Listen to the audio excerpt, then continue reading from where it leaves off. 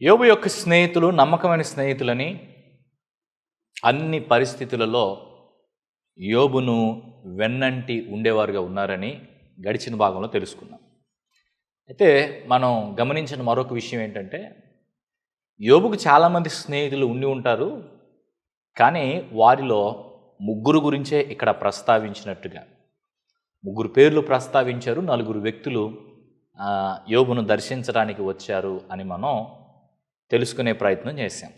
కానీ దీని గురించి కూడా కొంతమంది బైబిల్ పండితుల ఆలోచన ఏంటంటే, యోబు దగ్గరకు వచ్చింది ముగ్గురే అని అనుకోవాల్సిన అవసరం లేదు, చాలామంది వచ్చి ఉండొచ్చు, కానీ వాళ్ళల్లో ఈ ముగ్గురు గురించి మాత్రమే చెప్పబడింది అనేది కొంతమంది ఆలోచన. ఏది ఏమైనప్పటికీ ఇక్కడ రాయబడని దాని గురించి మనం ఎక్కువగా ఆలోచించడం వ్యర్థం. ఇక్కడ రాయబడిన విషయాలను మనం గ్రహించే ప్రయత్నం చేద్దాం. యోబు గ్రంథం 2వ అధ్యాయం 11వ వచనం.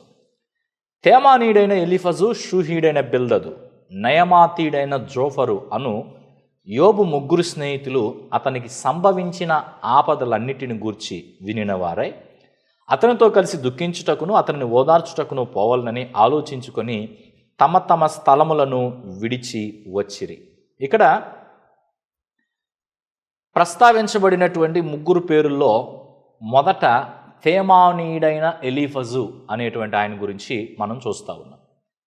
ఎలీఫజ్ అనేటువంటి ఈ పేరు ఎదోమీయుల పేరుగా ఉన్నది. ఎదోము దేశానికి సంబంధించిన పేరుగా ఉంది. ఈ పేరు మనకి ఆదికాండం 36వ అధ్యాయం 4వ వచనం, 36వ అధ్యాయం 11వ వచనంలో కనబడుతుంది. ఆదా ఏశావునకు ఎలీఫజును కనెను. 36వ అధ్యాయం 11వ వచనం చూస్తే ఎలీఫజు కుమారులు తేమాను అనేటువంటి మాటలు ఉన్నాయి.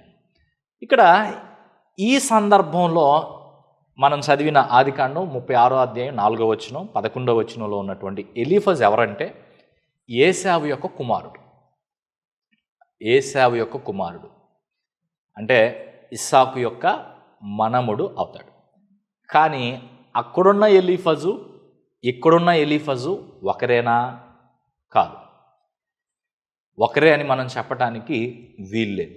ఈ ఎలీఫజు అనేటువంటి మాటకి అర్థం, ఈ పేరుకి అర్థం ఏంటంటే, my God is fine gold, నా దేవుడు మేలిమి బంగారము వంటివాడు, నా దేవుడు మేలిమి బంగారం అనేటువంటి అర్థం ఇచ్చే విధంగా ఈ పేరు పెట్టడం జరిగింది. ఎలీ అంటే దేవుడు అని అర్థం. ఎలీ అంటే దేవుడు. ఇతను ఎక్కడ, ఏ ప్రాంతంలో ఇతను నివసించాడు, అసలు ఇతను ఎవరు అంటే ఇక్కడ చెప్పబడిన మాట ఏంటంటే తేమానీయుడైన ఎలీఫజు అన్నాడు. అంటే తేమాను అనే ఒక ప్రాంతం ఉంది. ఎదోము దేశంలో తేమాను అనే ఒక ప్రాంతం ఉంది. ఈ ప్రాంతము జ్ఞానానికి ప్రతీకగా ఉంది. తేమానులో ఉండేటువంటి వారందరూ జ్ఞానవంతులు. ఇర్మియా గ్రంథం 49వ అధ్యాయం 7వ వచనంలో సైన్యములకు అధిపతియగు యెహోవా ఎదోమును గూర్చి ఇలాగూ సెలవిచ్చుచున్నాడు, తేమానులో జ్ఞానం ఇక నేమియు లేదా, వివేకులకు ఇక ఆలోచన లేకపోయినా వారి జ్ఞానము వ్యర్థమాయన అని రాయబడింది. అంతేకాకుండా ఓబద్య గ్రంథం 9వ వచనంలో ఇలా చెప్పబడింది, తేమాను నీ బలాఢ్యులు విస్మయమొందుదురు, అందువలన ఏశావు యొక్క పర్వత నివాసులందరూ హతులై నిర్మూలమవుతారు. ఇప్పుడు తేమాను అనేది ఎదోము ప్రాంతంలో ఒక పట్టణంగా ఉంది. ఈ పట్టణము జ్ఞానానికి పేరు పొందింది. ఈ పట్టణంలో అనేక మంది జ్ఞానవంతులు ఉన్నారు. మరి ఈ ఎలీఫజు ఎదోము ప్రాంతంలో ఉన్న తేమాను అనేటువంటి ప్రాంతానికి చెందినవాడా? అది కూడా ప్రశ్నార్థకమే. ఇతను ఆ ప్రాంతానికి చెందినవాడని మనం గట్టిగా చెప్పలేం. అంతేకాకుండా అరేబియా ప్రాంతంలో తేమా అనే ఇంకో ప్రాంతం ఉంది. అరేబియా ప్రాంతంలో తేమా అనే ఒక ప్రాంతం ఉంది. బహుశా ఈయన ఆ ప్రాంతానికి చెందినవాడు కూడా అయి ఉండొచ్చు. సో తేమానీయుడైన ఎలీఫజు అనగానే ఈ ఎలీఫజు ఎదోమీయుడు అనే సంగతి మనం గ్రహించవచ్చు. అంతేకాకుండా ఈయన జ్ఞానవంతుడు అనే విషయాన్ని కూడా మనం అంగీకరించవచ్చు.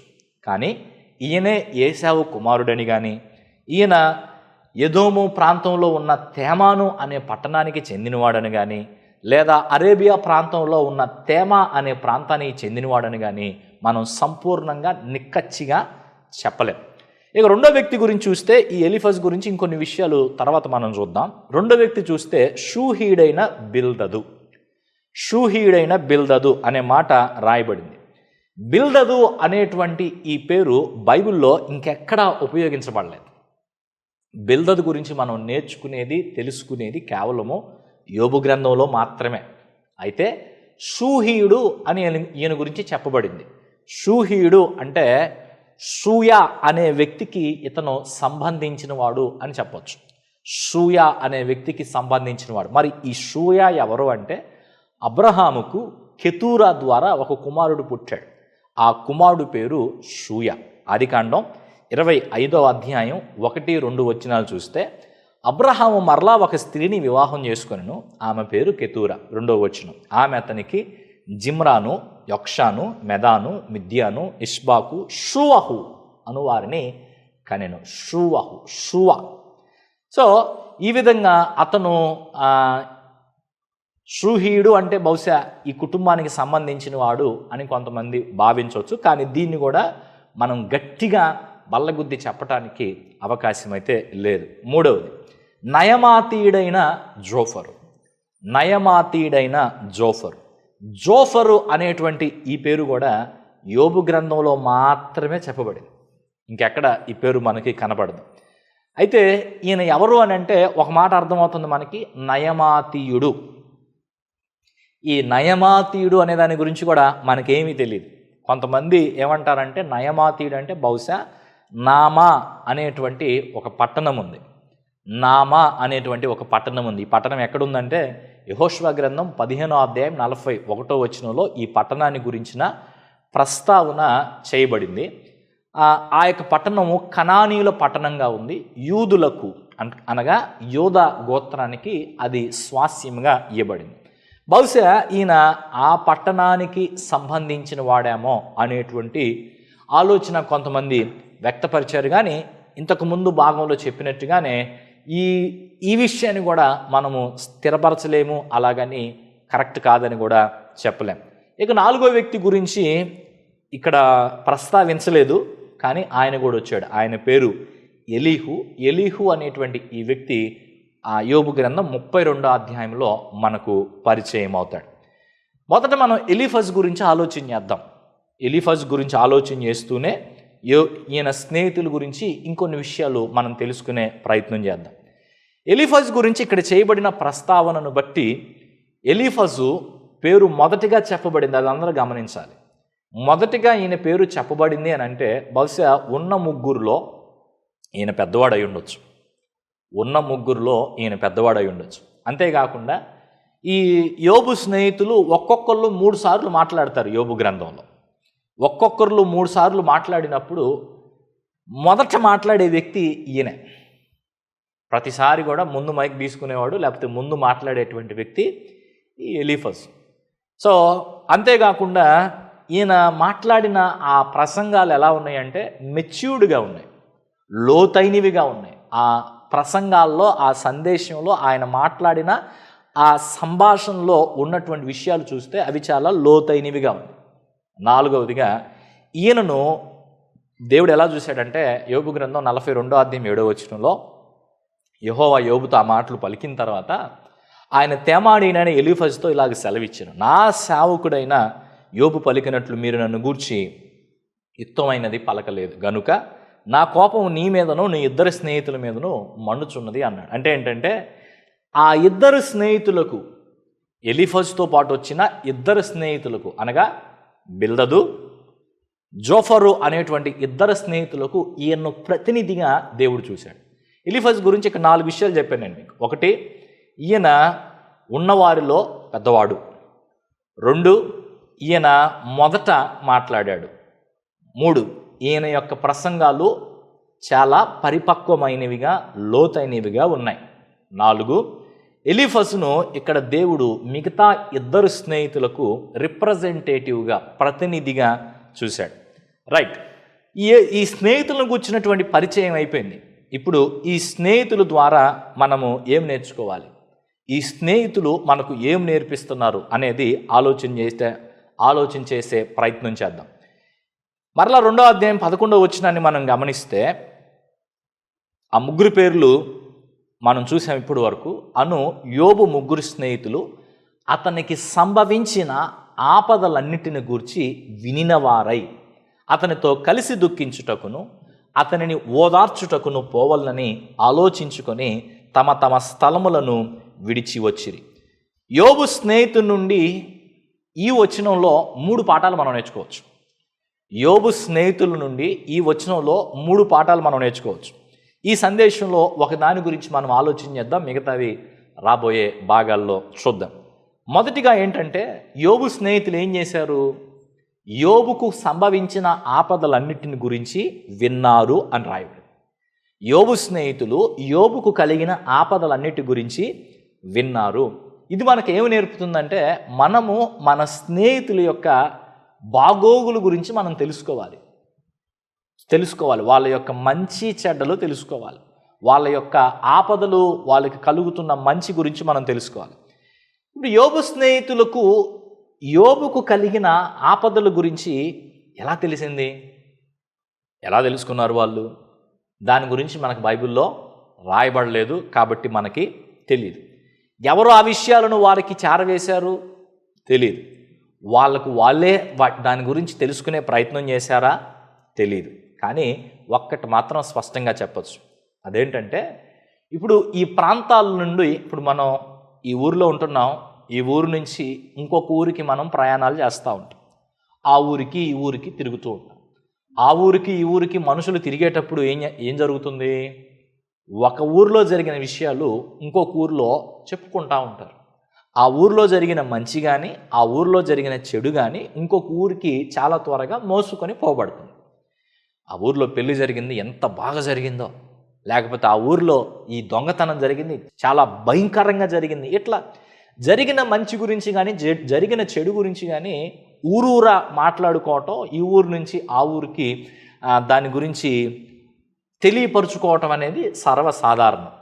అయితే అలాగే ఇప్పుడు ఈ యొక్క ఎలీఫస్ దగ్గరకు కానీ మిగతా స్నేహితుల దగ్గరకు కానీ, ముఖ్యంగా నేను ఎలీఫస్ మీద ఎందుకు ఫోకస్ పెడుతున్నానంటే, ఈ స్నేహితులిద్దరిని కూడా ముందుకు తీసుకురావటంలో ఎలీఫస్ చాలా ముఖ్యమైన పాత్ర పోషించాడు. దాని గురించి నేను తర్వాత మాట్లాడతాను.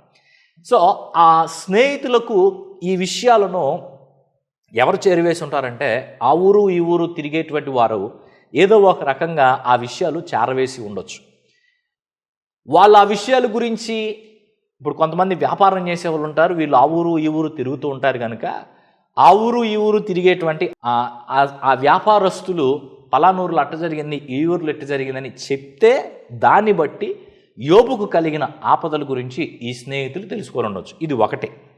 లేదా మీరు ఆ ఊరు వెళ్తారు కదండి, మీరు అక్కడ కూడా పలానా వస్తువు అమ్ముతారు కదండి, అక్కడ యోబు అని మా ఫ్రెండ్ ఒకడు ఉన్నాడు, అతనికి పరిస్థితి ఎట్టుందో చూసారా, అతను ఎలా ఉన్నాడు, బాగున్నాడా అని వీళ్ళకై వీళ్ళే ఆ వ్యాపారస్తులను రాకపోకలు సాగించేటువంటి వారిని అడిగి తెలుసుకొని ఉండొచ్చు. ఏది ఏమైనా వీళ్ళు ప్రవర్తించినటువంటి ఈ విధానం మనకి ఇక్కడ ఏమి నేర్పుతుందంటే, మనము మన స్నేహితుల గురించి వాకప్ చేసే వారంగా ఉండాలి. వాకప్ చేయటం అంటే తెలుసుకోవాలి, వారి గురించి ఎంతో కొంత తెలుసుకునే ప్రయత్నం మనం చెయ్యాలి అనేది ఈ భాగం మనకు నేర్పుతుంది. నేడున్నటువంటి ప్రపంచంలో ఎంత త్వరగా సమాచారం ఒక వ్యక్తి నుండి ఇంకొక వ్యక్తికి చేరవేయబడుతుందో చూడండి. ఇప్పట్లో ఒకప్పుడు సమాచారం ఒక చోట నుంచి ఇంకో చోటకి వెళ్ళాలంటే మనుషులు వెళ్ళి రావాలి. తర్వాత కాలంలో పిట్టలను పంపారు. ఇక ఆ తర్వాత కాలంలో ఉత్తరాలు వచ్చాయి, తర్వాత టెలిగ్రాములు వచ్చాయి, ఆ తర్వాత ల్యాండ్లైన్ ఫోన్స్ వచ్చాయి, ఫ్యాక్స్లు అంటూ అవి వచ్చాయి. ఆ తర్వాత ఇప్పుడు మొబైల్ ఫోన్ వచ్చేసింది. మొబైల్ ఫోన్లో ఒకప్పుడు వాయిస్ కాలే మనకు అందుబాటులో ఉండేది, ఇప్పుడు వీడియో కాల్స్ అందుబాటులోకి వచ్చాయి. అదే కాకుండా ప్రపంచవ్యాప్తంగా ఎక్కడ ఏ మూలన ఉన్నా కానీ ఫేస్బుక్ అనేటువంటి ఒక యాప్ ద్వారా వాళ్ళు ఒక పోస్ట్ పెట్టడంతో, యూట్యూబ్ అనే యాప్స్ ద్వారా ఒకళ్ళు ఒక పోస్ట్ పెట్టడంతో, ఒక వీడియో పెట్టడంతో క్షణాల్లో మనము చూసి తెలుసుకోగలిగినంత ఫాస్ట్గా సమాచారము చేరవేయబడుతుంది. అయితే సమాచారము ఎంతో త్వరగా చేరవేయబడుతున్నటువంటి నేటి కాలంలో కూడా కొంతమంది సంబంధాలు ఎలా ఉన్నాయి, కొంతమంది స్నేహాలు ఎలా ఉన్నాయి అంటే, ఇంత ఫాస్ట్గా ఇన్ఫర్మేషన్ షేర్ అవుతున్నప్పటికి కూడా ఒక వ్యక్తి గురించి ఇంకొక వ్యక్తి తెలుసుకోవటానికి ప్రయత్నం చేయకపోవడం, ఒక వ్యక్తికి సంబంధించిన విషయాలు ఇంకొక వ్యక్తి తెలుసుకోవడానికి ప్రయత్నం చేయకపోవడం ద్వారా ఆ వ్యక్తికి ఈ వ్యక్తికి మధ్య ఉన్న సంబంధం అది తెలియపరుస్తుంది. కొన్నిసార్లు ఇంట్రెస్టింగ్ ఏంటంటే, కొంతమంది ఎలా ఉంటారంటే, నీ పక్కనున్న వ్యక్తి గురించి నీకు తెలియదు కానీ ఎక్కడో హైదరాబాదులో, అమెరికాలో, ఆస్ట్రేలియాలో, ఢిల్లీలో కూర్చున్న వ్యక్తి గురించి వాళ్ళు అట్ట చేశారు ఎట్ట చేశారని చెప్తాం. సెల్ ఫోన్ ప్రభావం. నీ పక్కనున్న వ్యక్తి నీకు ఫ్రెండ్ కాదు కానీ ఫేస్బుక్లో మాత్రం చాలామంది ఫ్రెండ్స్. వాళ్ళెవరి గురించో వాళ్ళ స్టేటస్లన్నీ ఫాలో అవుతూ ఉంటాం, వాళ్ళెవరి గురించో తెలుసుకోవడానికి ప్రయత్నం చేస్తూ ఉంటాం. నీ పక్కనున్న వ్యక్తి గురించి తెలుసుకోవడానికి ప్రయత్నం చేయండి. ఒక విషయాన్ని వినండి, నిజంగా నువ్వు ఒక వ్యక్తిని ప్రేమించే వ్యక్తివైతే, నీ స్నేహితులను నువ్వు ప్రేమించే వ్యక్తివైతే ఆ స్నేహితుల గురించి తెలుసుకోవడానికి మనం ప్రయత్నం ఖచ్చితంగా చేస్తాం. అయితే ఎంత తరచుగా తెలుసుకోవాలి, అది ఎవరి వ్యక్తిగత విషయం వాళ్ళది. కొంతమంది స్నేహితులు ప్రతిరోజు మాట్లాడుకుంటారు, కొంతమంది రోజుకు 3 సార్లు మాట్లాడుకుంటారు, 5 సార్లు మాట్లాడుకుంటారు, ఇంకొంతమంది వారానికి ఒకసారి మాట్లాడుకుంటారు, లేకపోతే నెలకు ఒకసారి మాట్లాడుకుంటారు, 3 నెలలకు ఒకసారి, 6 నెలలకు ఒకసారి, లేదా సంవత్సరానికి ఒకసారి మాట్లాడుకుంటారు. అది వాళ్ళ మధ్య ఉన్నటువంటి ఆ అండర్స్టాండింగ్ని బట్టి, వారిని ఒకరు అర్థం చేసుకునే విధానాన్ని బట్టి ఆధారపడుతుంది. కానీ ఏది ఏమైనా మనం ఇక్కడ నేర్చుకోవాల్సింది ఏంటంటే, ఎంతో బిజీగా మనం ఉన్నప్పటికీ ఒకరి గురించి ఒకరము తెలుసుకునే ప్రయత్నం చేయాలి. ఈ తెలుసుకునే ప్రయత్నంలో నువ్వు నేరుగా ఆ వ్యక్తితో మాట్లాడి తెలుసుకున్నా సరే, లేదా ఇంకొక వ్యక్తిని అడిగి తెలుసుకున్నా సరే, పలానా వ్యక్తి ఎట్టున్నాడు, పలానా అమ్మాయి ఎలా ఉంది, పలానా అబ్బాయి ఎలా ఉన్నాడు అని నువ్వు ఆ అమ్మాయిని నేరుగా అడగకపోయినా, ఆ అబ్బాయిని నేరుగా అడగకపోయినా ఇంకొక వ్యక్తిని అడిగి ఆ వ్యక్తి గురించి సమాచారాన్ని తెలుసుకునే ప్రయత్నం నువ్వు చేస్తున్నావంటే ఆ వ్యక్తి గురించి నీకెంతో కొంత, ఆ వ్యక్తి పట్ల నీకెంతో కొంత ప్రేమ లేకపోతే శ్రద్ధ, కన్సర్న్ ఉందని మనం అర్థం చేసుకోవచ్చు. కాబట్టి ఇదిన్న ఈ మాటలు మనం వింటుండగా కనెక్టింగ్ వర్డ్లో ఉంటున్నాం.